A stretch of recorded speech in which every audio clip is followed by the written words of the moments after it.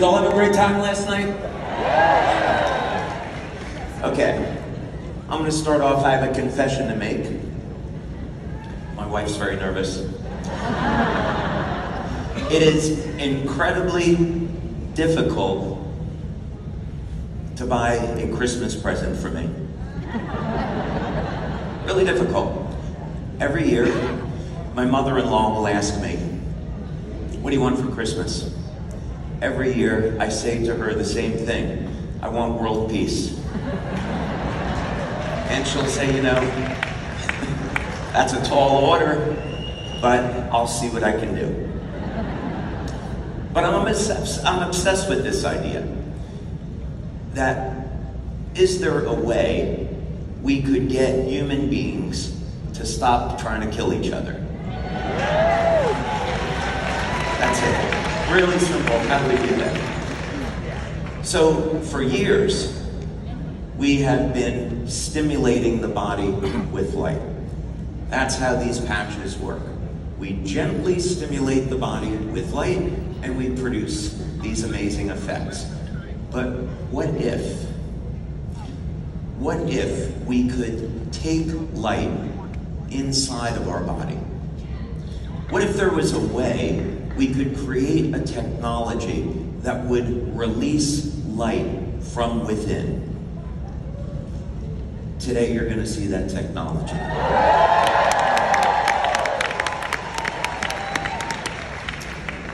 This day, this weekend, marks the next generation of LifeWave.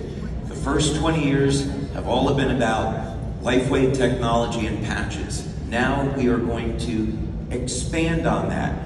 Instead of just stimulating the body with light, we are going to explore an entirely new generation of light therapy technology. So, what benefits could we expect to see from this? First thing is, this technology is an entirely new way to elevate NAD. So at least some of you know that, what that is. So NAD is a key molecule involved in age reversal. And it is an energy-carrying molecule within the cell. If we can elevate NAD, we can turn on energy production, we can reset genes to a more youthful state. The next thing that we find with this technology is that we can support healthy levels of human growth hormone, keeping us young and healthy. We can regain and build new strength, stamina, and muscle with this. And the results are really shocking about how quickly this happens. When we're ramping up energy production, we are supporting the natural healing process. And you're going to see that one of the things that we can do with this is turn on the production of collagen. And ultimately, we will use this technology to stay younger longer.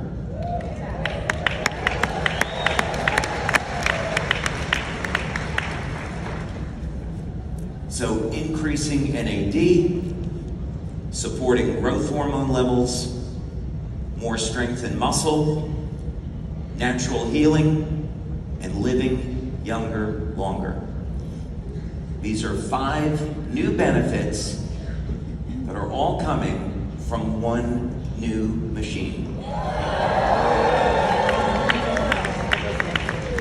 So today, you are going to meet our new LifeWave water technology.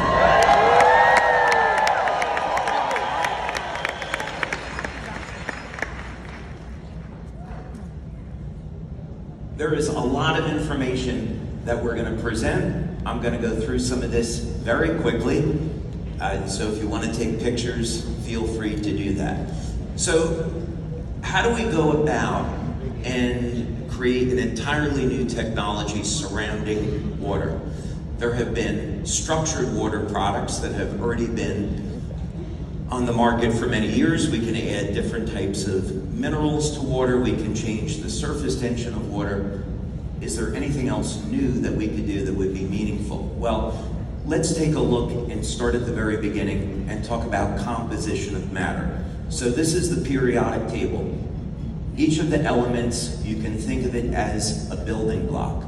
So this is what we have to work with in the spectra of creating new materials. Let's start with something very simple. Let's start with tin. Tin is a relatively simple element. It's used in electronics, and pretty much everything that someone who is a chemist or a physicist would want to know about tin is already well known. We take tin and we combine it with oxygen in the presence of heat, and we get a tin oxide.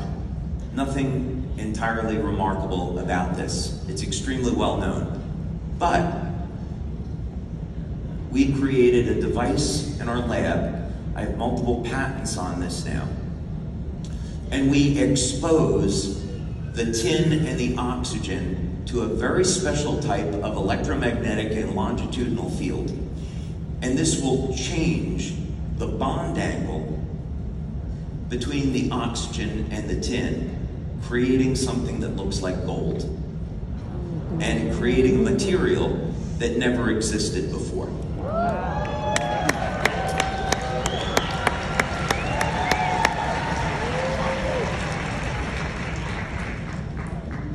And here's the really interesting part.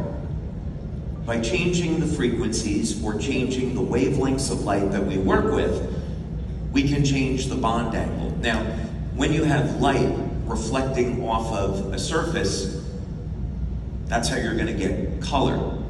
And so by changing the bond angle, we change the angle at which light is going to reflect off that surface, and as a result, we can change the color. So we've made these metals that look like gold, orange, red, blue, purple, just by changing and manipulating the matter with frequencies of energy.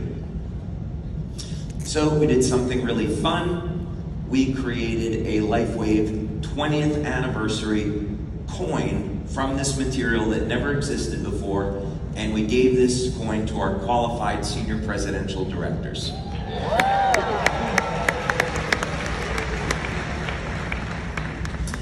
Okay, so very quickly, here is a laboratory report that we did. So when we are going to run these tests, how do we know that this material never existed before? Well, quite simply, we hired a laboratory. We used a technique called X-ray diffraction. We sent the material out, and it came back, as you can see here, unknown phase. So they compared this material to 60,000 other materials and found out that it had never existed before. And you can see a peak on the left that's showing that it's novel and unique. And then here is a laboratory report. No tin or tin oxide reference patterns matched this phase. So a unique, novel material.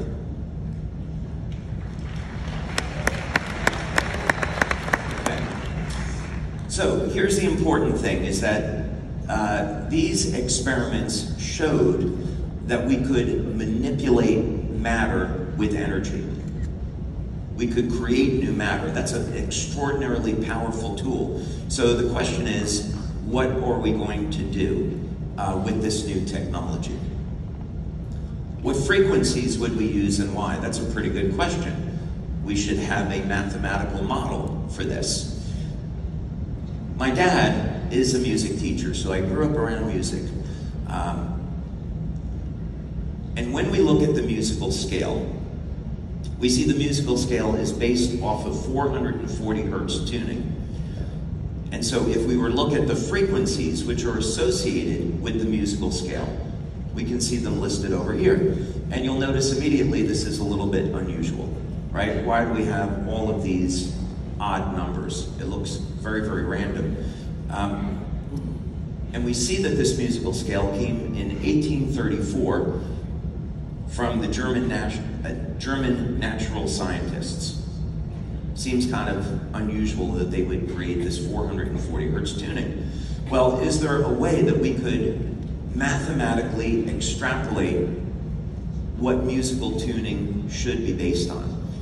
So let's do this. We take a chart, and on the vertical column, we're going to put the number 2, horizontal column, we're going to take the number 3.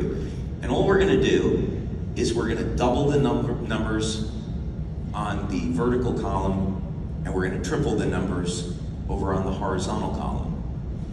And then we're going to take the product of each. So in other words, 2 times 3 is 6, 4 times 3 is 12, and so forth. And we continue to fill out these columns this way. Okay. As we're creating this chart, we get to the number 432. So 432 is very close to 440. So let's see if we could create a musical scale based on 432 hertz instead of 440 hertz. Thank you. It wasn't my idea. I appreciate it anyway. Now, here's another thing that's very interesting. I have a friend, Terry McGrath, who is a physicist, and he has a patent called the Physical Quantum Atomic Model of the Atom. And in that model, an atom, you never heard of that before? No. Am I the only one that did the homework? My goodness. Okay. So 108 is the number of resonant nodes within an atom. So this starts to make sense. In other words, if you want to affect matter, you should have a model that allows for manipulating the atom with resonance, and that would be based on 108 hertz, or 108 nodes within the atom. So this started to look very promising. So now we have our existing musical scale based on 440, and now we look over at 432. What would that look like? So we just simply go to our chart, and we fill it out based on the frequencies that are in each column. So in other words, when you take the vertical column based on 2, or the horizontal row based on 3, and then you multiply that and get the product, what you end up with, each column represents a different musical note. And everything fits perfectly. And of course, in music, we have a note A at 432. If we go up an octave, the next frequency is 864. Or, of course, we can take any harmonic of that. So it could be 108, 256, 432, 864, and so forth. So there's our new musical scale. So how can we apply this information? Well, here's what we did. We created this device called a double helix conductor. And if we're going to try to work with the natural world, then let's have an electromagnetic field that nature would use. So in this case, a double helix, DNA. So the idea was that we were going to take these musical notes and musical frequencies and plug them through this device and see if we could have any effect on matter. So one of the things we want to do is heal people faster. We want to increase protein synthesis. So at the time, we were in California. And as it turns out, when you're in California and you want to grow plants, there's a number of companies that are very interested in accelerating the growth rate of plants. It's very easy to work with these companies and do experiments. So that's what we did. If I could do a Bill Clinton impersonation now, but I never smoked, never inhaled, or however that was. That was terrible. That was more like Trump. I didn't inhale. That wasn't Clinton. I never inhaled. All right. I'm not going to do a Trump impression, honey, don't worry. So, this is what we did. We had our control group, kind of looked like Christmas trees. And we have our treatment group. And you can see right away what we found was that exposing these plants to these energy fields increased the rate of protein synthesis. This is extremely important. And you can see if we look at this and treat an entire column of plants, we can get this effect. So commercially, this has a value. Now, of course, we want to apply this to human beings. So we did this work at the National University of Ireland in Galway, and we worked with the Regenerative Medicine Institute, Dr. Tim O'Brien. And this was an experiment that we did with rabbits. So these rabbits had diabetic ulcerations. We applied this field, and right away, we found that we could accelerate the rate of repair in this open wound using this technology. So this was the first evidence that we had, that there was a way that you could, without any stem cells injections, without any drugs, just using energy, you could accelerate the way that people would heal. So our focus now, of course, we went through many years of selling X39 and doing multiple studies on X39, showing how it activates stem cells and improves healing. Now our goal is a little bit different. We're still interested in accelerating the rate at which people heal, but now what we want to look at is, can we apply these techniques to longevity? Can we stop the human aging process? Can we keep people younger longer? How are we going to do this? And are there any examples in nature? So one of the things that we did is we take a biomimetic view, meaning we want to look to nature and see if we can copy nature and create new technology. So one of the examples that we used were temnothorax ants. Temnothorax ants, they get infected with a parasite, and as a result, it alters their gene expression, so they overexpress cytochrome C oxidase, and as a result, mitochondrial function gets upregulated. They end up producing more ATP, and in the process, they live 5 to 6 times longer than normal. So, could we apply this technology? So here was the control group. We took a gel and a growth media that's used for cultivating ants, and we populated the media with ants. So they went to work producing tunnels. Then we took our treatment group and we exposed them to this energy field. And that's what happened. So we were able to show that we could take a mechanical device and transfer energy from that device over to a living system where it would increase the energy in the ant, and the ant could end up doing more useful work. So this is very key, because what we know from other experiments is that if you can increase the amount of energy that's available in a living system, gene expression changes to a more youthful state. So, what does this have to do with human beings? Well, this is a link now,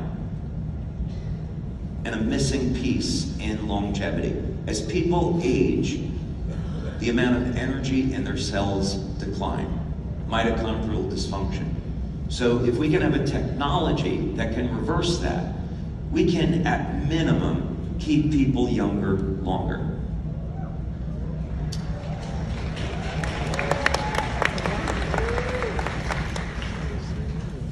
The next model that we went to was working with lobsters. And as it turned out,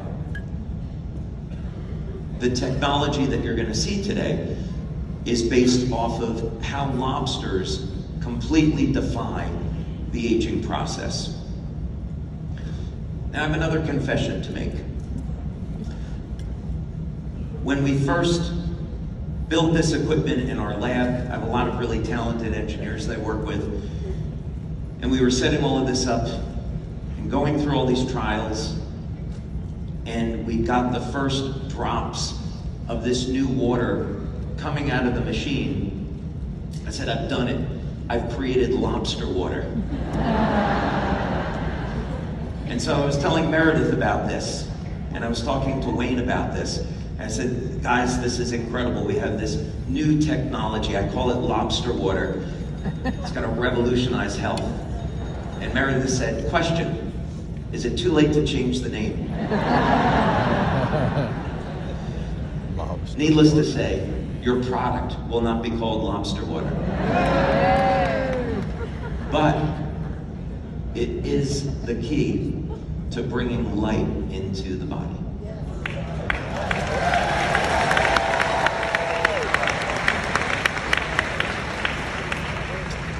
And let's go to the video.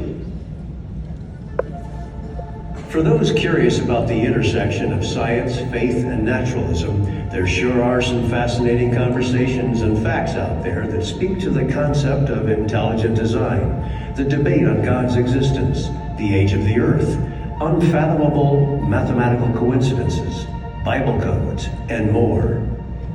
For instance, with over 11 million followers on YouTube, Destin Sandlin from Smarter Every Day recently visited Vanderbilt University to do research with his camera rolling on the existence of something called the flagellar motor. The implications for a biomechanical motor are insane.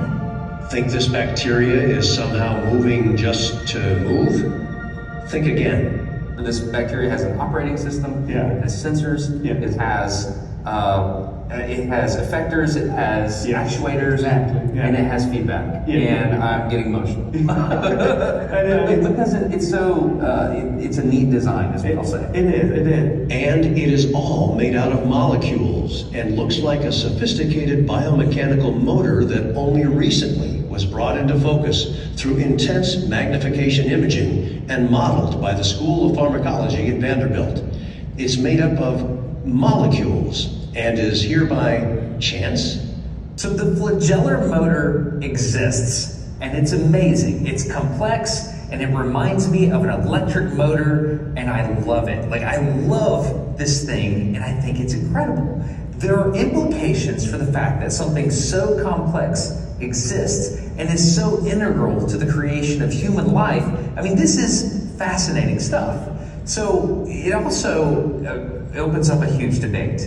People say, well, how can something this complex come to be out of nothing? The logic goes like this. If this motor system is composed of complex individual parts, and all these parts work together to perform the overall function of rotating, then how did the individual parts come to be? Did it all have to happen at the same time? What were the steps these components took to assemble into such a complex molecular machine in the first place?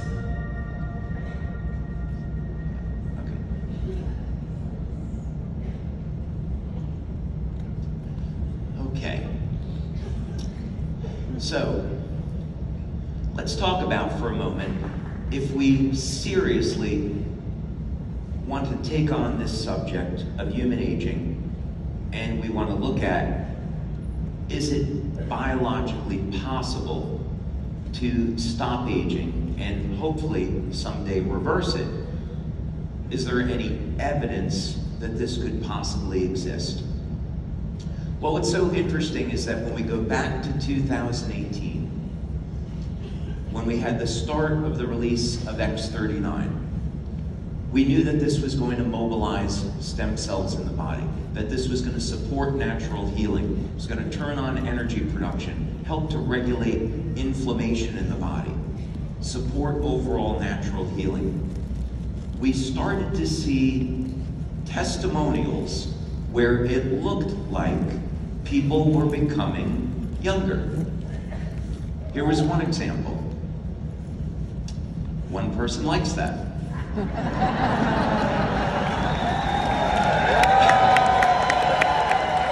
5,000 people like that. So we started to see this evidence that as people began using X39, they showed physical signs of becoming younger. And in some cases, the results were dramatic. It certainly wasn't that case with everyone. I I wish it was, but it wasn't that case with everyone. But we did have dramatic testimonials like this. So the question is, what's going on here? What can we learn? And can we come up with technology to apply this to everyone? Because it certainly looks like it's possible to at least reverse part of the aging process. And certainly, copper peptide will do that. So let's take a look through the literature. And this is fascinating. I've used this example before, but it's worth emphasizing again. Oxytocin. Oxytocin is the hormone that we associate with love. It's the hormone that's released when a woman gives birth, so it allows for bonding between, I was going to say a woman. Is that okay to say these days? That's okay, right? I love it. Yeah. I'm going to say it anyway because I know there's men and women. And a woman is a woman. Okay. As a matter of fact, I think you should elect me to the Supreme Court. Because I like to say okay. All right. Anyway.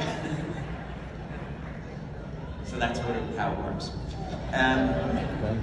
Now here's the really interesting thing though about oxytocin, is that if we take old muscle tissue and we expose it to oxytocin,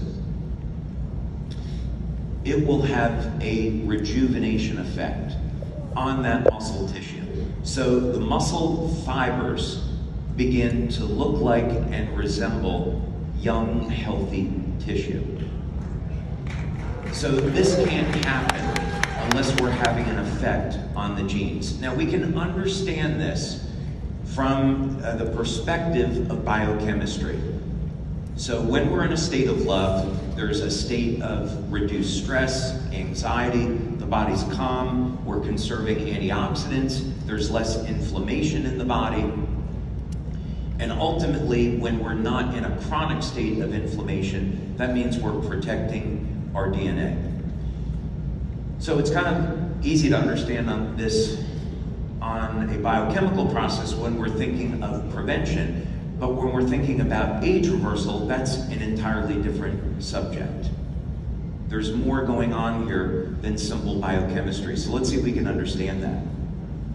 So let's take a look at lobsters. We're going to use lobsters as a biological model. And lobsters are able to defy aging. There have been lobsters that have been found that are over 130 years old. And lobsters don't age during that process. So if you were to examine the muscle of the lobster that's 130, it would look like it is young and healthy. There's no type of oxidative stress, no inflammatory stress, no signs of aging whatsoever. In fact, as lobsters get older, they get stronger. So we want to understand this. They're not going to die due to old age. Lobsters will be killed by a predator like human beings. They're going to get sick, or they're going to outgrow their shells. Those are the mechanisms in which a lobster is going to meet their end, but it doesn't happen through normal aging. So when scientists look at an explanation in the scientific literature, the prevailing theory is that this all has to do with the telomeres.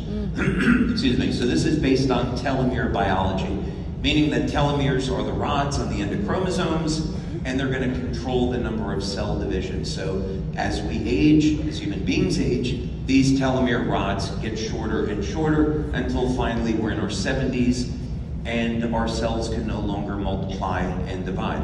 In lobsters, that process never happens. Lobsters, their cells will continue to divide an infinite number of times. So of course humans have these telomeres, and one of the searches today in telomere biology is to look for for either a drug or a naturally occurring material that can keep the telomeres lengthened. So, all that information is true. However, what we found in our research is that this was not the whole story. It was part of the story, but it doesn't explain everything. So, what if there's more going on here? Let's see what we can learn. What if there is some natural living code that's responsible for the lobster's immortality? We already know that everything in the body is controlled by light. It's the way we were created, it's the way we were designed, and it's very easy to prove scientifically. The electromagnetic systems in the body, the electrical systems in the body control the biochemistry. So there must be a way to tap into this. How are the lobsters using their energy fields to prevent aging? That's what we want to know. So, since we are in the business of treating the body with light, a valuable tool is spectrophotometry. Spectrophotometry is going to measure the energy that is absorbed or reflected or emitted by a material. And depending on the device, this will happen in the UV, visible, or the IR spectra. So we get our light source, it goes through a lens to help focus this, we get a spectra of light, and then we look to see when we're testing a material, how that material responds to these different wavelengths of light. So another question is, if we're going to look for the secret of longevity in a lobster, where are we going to look? So we have a research tool to do the examination, but where are we going to find the secret? Well, we can look to the Bible, because the Bible is going to contain incredible information. We go to the book of Genesis, and we go to the story of Noah. So there's evil upon the earth. We could probably learn from this lesson today. There's evil upon the earth. God regrets creating human beings and wants to wipe everything out and start over. But he finds that Noah is righteous, and Noah is the one good man and his family on the planet. So Noah and his family are going to be saved. So we all know the story. So what's interesting here is how human lifespan changes in the Bible. As a matter of fact, there is a statistical analysis on this, which shows that if you take the ages of people in the Bible as it's represented through these generations, that it forms a statistically significant decay curve. In other words, those ages were not in the Bible as a random number. They're an accurate representation of exactly what happened. And so what can we learn from this? Well, God says to Noah, okay, now you can go and eat the flesh of animals. So presumably, before the flood, people were vegans. We're eating fruits and vegetables. But now we're going to go ahead and eat the flesh of animals, but don't eat the blood, because the life is in the blood. So what if we were to take that literally? What if there was something in blood that hadn't been discovered? We all know what blood is meant to do, but maybe there's something else there that's been overlooked. So let's take a look. For lobster blood, there's a number of different varieties. And we turn to this scientist that's an expert, Robert Baer.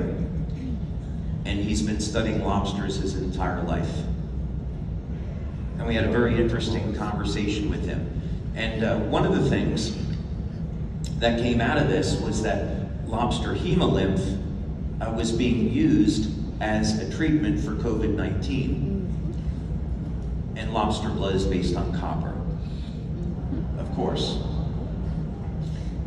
So what's hemocyanin?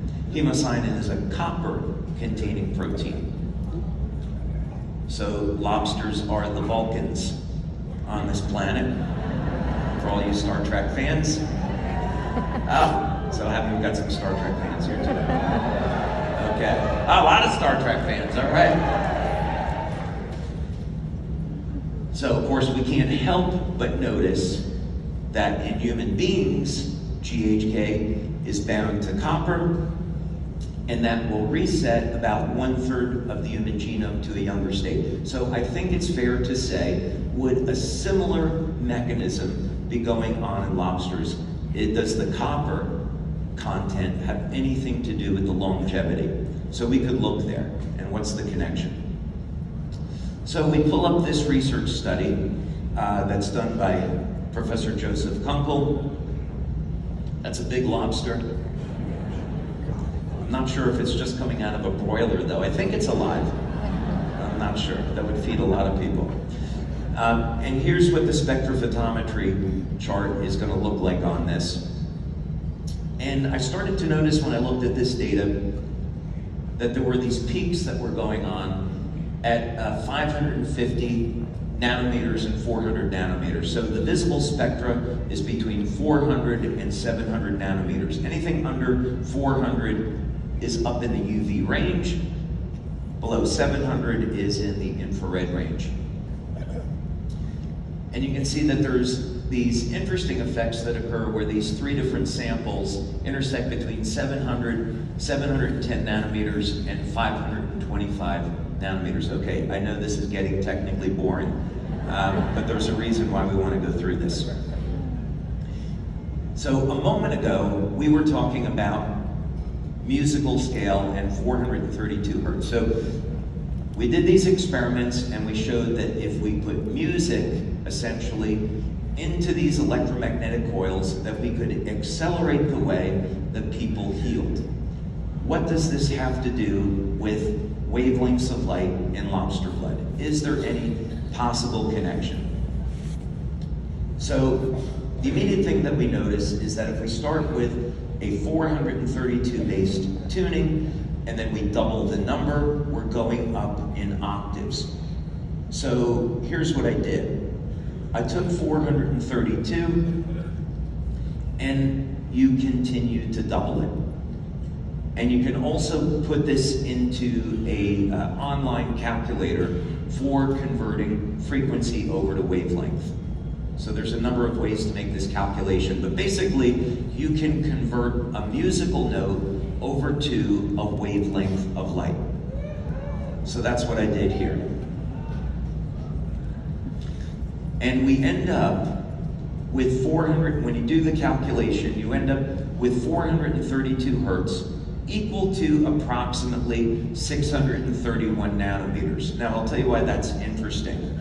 It's interesting because in the scientific literature, 630 nanometer light is one of the wavelengths of light that's used to turn on mitochondrial function. And 440 hertz is not. All musical instruments should be tuned to 432 hertz. Yeah. Because it's harmonic with the human body. It actually promotes energy and healing. Alternatively, we can use 630 nanometer light to turn on mitochondrial function. But we're still going to, if we do that, we're still going to be stimulating the outside of the body. And the patches are still superior in this sense because we can turn on specific peptides in the body that you can't with normal light. But this is a very powerful piece of information. So let's take a look at this. So we go back to our lobster data, and now we have 550 nanometers is one wavelength of light that's coming off of lobster blood.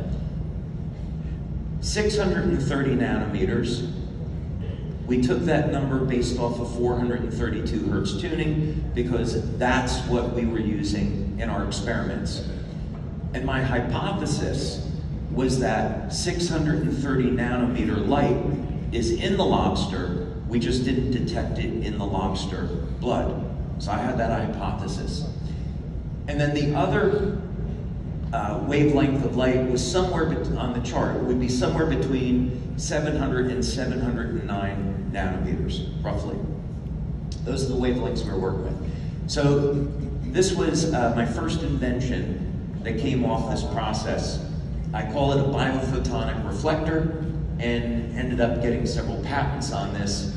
And if you look inside this device, you'll see that we have a series of optical filters, very high precision optical filters, along with an optical grade mirror. So essentially, we take the light, the naturally occurring biophoton emissions from the human body, they pass through the filters, hit the mirror, and then come back to the human body, but only specific wavelengths of light stimulate the surface of the skin. So that was the idea behind this. Let's see if we could treat the surface of the skin with the same wavelengths of light that are responsible for keeping lobsters young. Did that make sense? Okay, that was the objective. We got 2 to 3 years of age reversal in 10 minutes. And the way we measured this was through looking at the cell capacitance, the size of the cells. So a measure of how cells age is in their size. As we age, the cells will begin to shrink. And the electrical charge of the cell will start to become smaller. It's one of the mechanisms that's not well known about how a healthy cell goes and becomes cancerous tissue, and how ultimately cancer can be treated naturally. But that's a different subject. So we can correlate aging to the electrical charge around the cell. So when you use this device, the cells expand, cells become younger. But it's almost too rapid. So we wanted to look for other methods here. Now let's go back to this idea that we can use technology to create new forms of matter. Maybe we could take some of those experiments that we did and apply it to this new knowledge that we have. If we were going to create new matter, what would we do?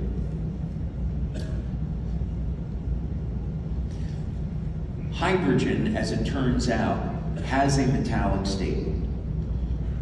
So of course we're familiar with hydrogen and water, but if we just take hydrogen, of course it's a gas, we can compress hydrogen and turn it into a liquid, and of course that's a cryogenic material. But what's not well known is that hydrogen can actually exist as a metal. So if we go back to these experiments and we say, okay, we took different types of metal. We took bismuth, copper, tin, aluminum, antimony. We put them into the presence of oxygen, exposed them to light and these electromagnetic fields, and we created new matter. What if we could take water and we could break it into hydrogen and oxygen, treat hydrogen like a metal, recombine the hydrogen and oxygen in the presence of a catalyst using a specific type of energy, and reassemble it into a new form of water that never existed before? That was the hypothesis.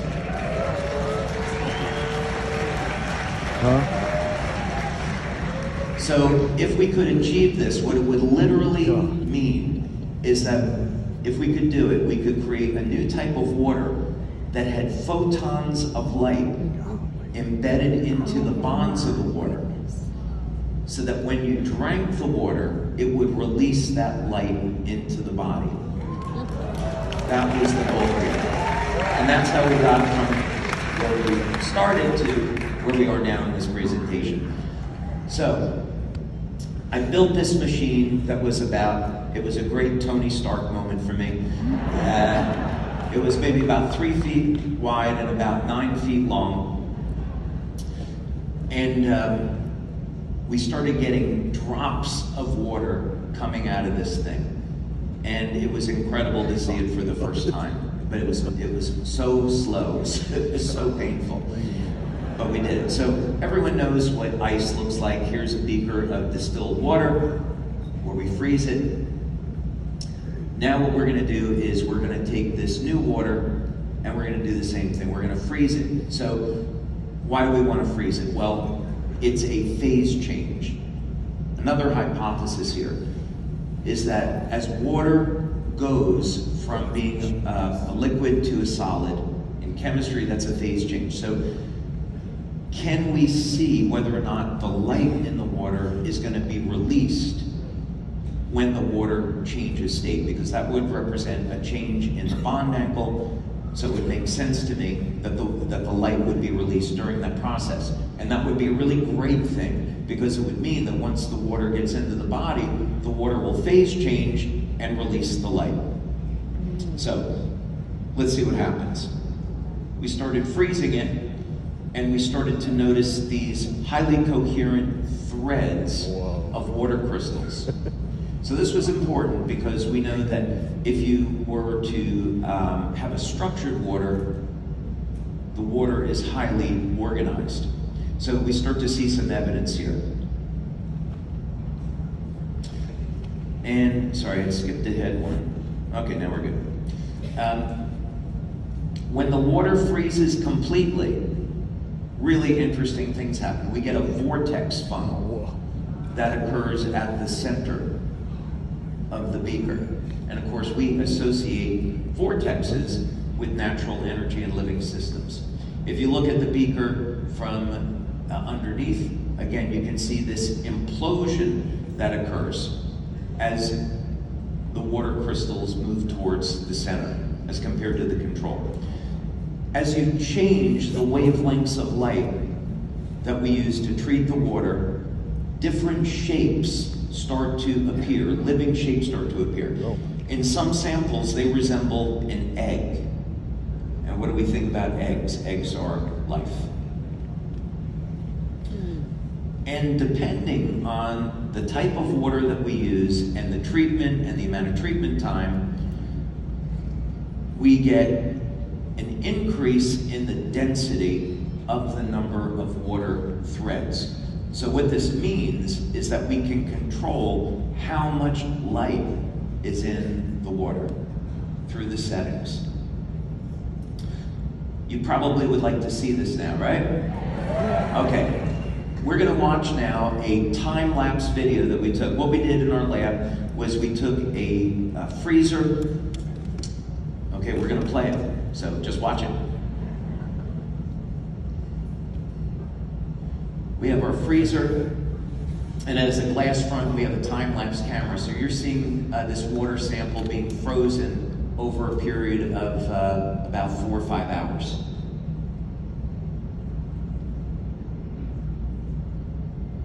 So normal ice on the left, and there's our nice vortex funnel and implosion of water on the right. Okay, what do you think? Wow.